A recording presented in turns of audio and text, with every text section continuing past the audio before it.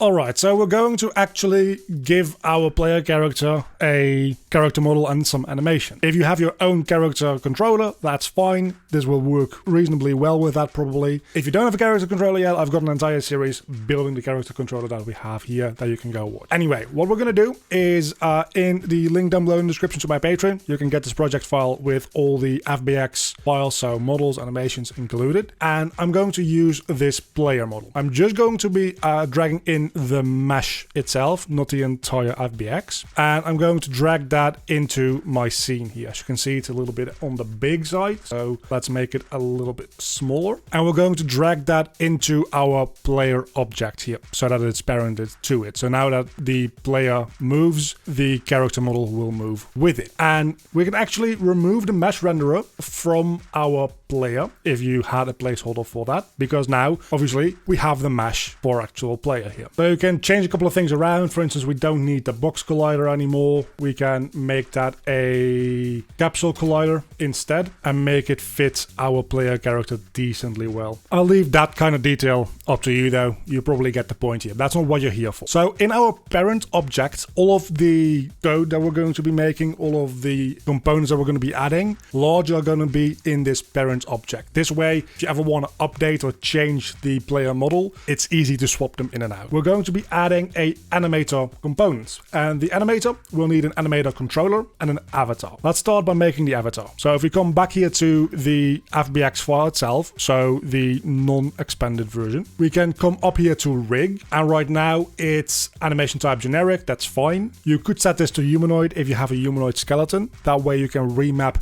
other animations onto your skeleton. I'll make a separate tutorial about that in the future though. And avatar definition, we're going to set to create from this model. Then we can just apply and it creates a avatar asset. So now if we expand this again, we can see we've got a new asset in our FBX, and that's going to be the avatar, which is kind of the instructions of saying, okay, so this bone is the left shoulder and this bone is the right foot. Right? It's just making your very specific skeleton more generalized so that you can, one, give things like IK instructions to it, number two, remap other animations onto it, all that kind of stuff. You need an avatar if you want to play around with animation. And of course, we also saw that the animator component needs an avatar. So let's drag that in. And then we also need an animator controller. That's a lot easier to make. You can just right click, create, and then here we have animator controller. We can call this just something like player, and then that animator controller for player can go into the controller here,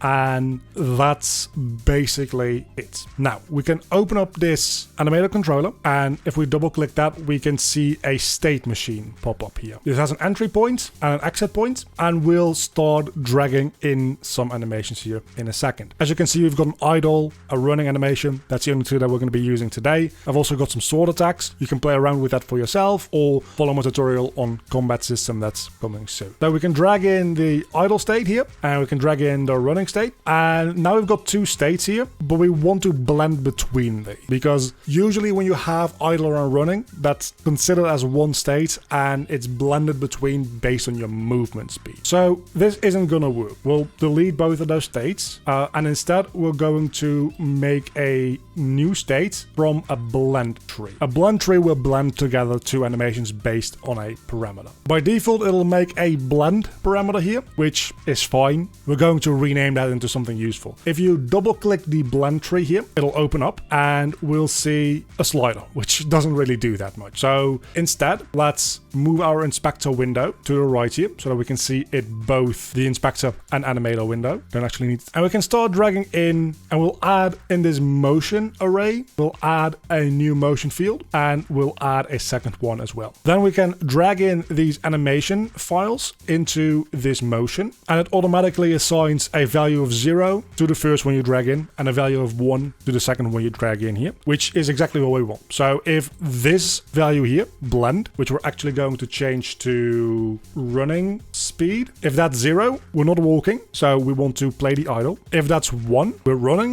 so we want to play the running. If it's 0.5, we want to play something in between those two. So that's a slower moving run animation because it's blending between the idle animation that's standing still and the running animation that is moving. Ideally, you want to put a walking animation in between there as well at 0.4 or 0.5 to really make them blend together very well. And you can add as many of those steps as you want, though more than 3 generally is overkill.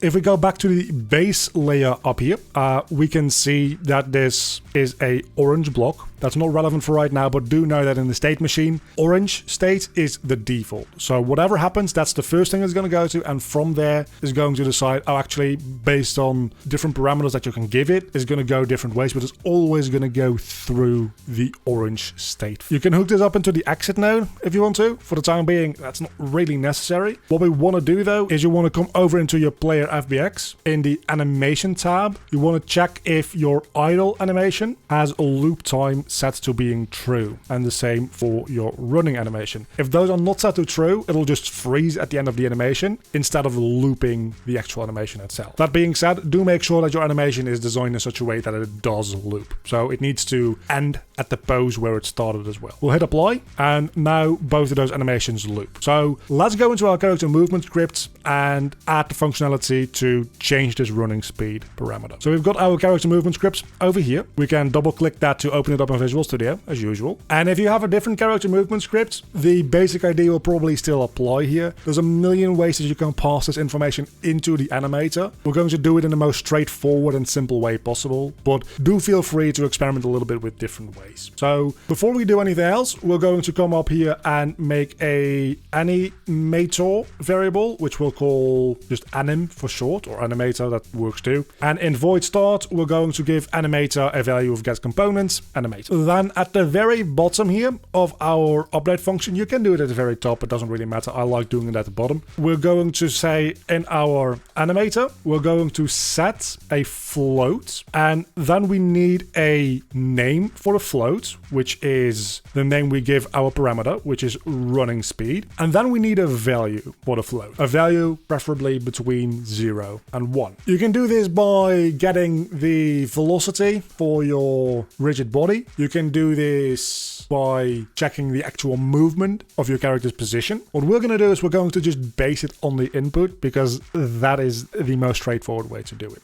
So what we can do is we can get our access input raw here for horizontal, and we can add to that our input for the vertical. Now, theoretically, that does mean that you could be walking in +1/+1. So you could add those both together to get a value of 2. The thing is, adding those two together to go beyond 1 actually isn't going to change anything about the blend tree. So it might not be ideal, but it works very, very well. One small issue though, because the get axis can also get you negative numbers, and we don't want to get a value of -1. So what we can do is we can add a simple math function to this. So we can say math function.abs, make sure that they're properly capitalized, and this will give you the absolute value. So it will just ignore whether it's negative or positive, it'll just give you the number. So -1 will then become 1. -0.5 will become 0.5. So we'll do that for both of our inputs. This way, no matter which direction we're going, our animator parameter will always be positive. And that is all that there is to it. So now if we go back into our gameplay, we can see we have our idle animation, and when we run, we are running. We're running very, very quickly, but that's just because our animation speed is set to be very quick. So that's not too difficult to change about. What we can just do is we can come back here into our blend tree and our running animation. And if we then go into our bottom here, our running animation is set to a speed of 1. I animated it very, very quickly. What we can do instead is we can set it to like 0.3. So it plays at about 1/3 the speed. And now we have a properly moving character, more or less. This is the basic idea. We've got a walking character. And that's the basics of how the Animator works for Unity. So next time when we're going to come back here, we're going to change a couple of things about it a little bit more,